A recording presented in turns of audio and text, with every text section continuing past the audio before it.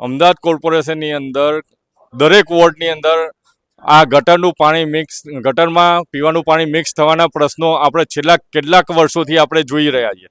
તેમ છતાં પણ તંત્ર જાગૃત થતું નથી. અધિકારીઓ જે બેફામ થયા છે, કારણ કે એમની જવાબદારી બનતી નથી. એ લોકો કોન્ટ્રાક્ટર ઉપર ઢોરી દે છે.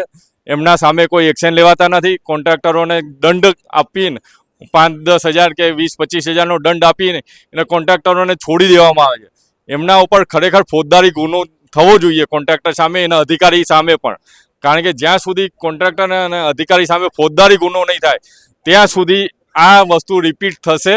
એને કોન્ટ્રાક્ટરો આ વસ્તુને બહુ જ કહેવાય ને કે સહજતાથી લઈ રહ્યા છે કે ભાઈ ચલો પાણી પીવાનું ગટરના પાણી સાથે મિક્સ થઈ ગયું, એને લોકોની તબિયત બગડી, એમાં શું મોટી થઈ ગયું, અમે ભૂલ થઈ ગઈ સુધારી લીધી.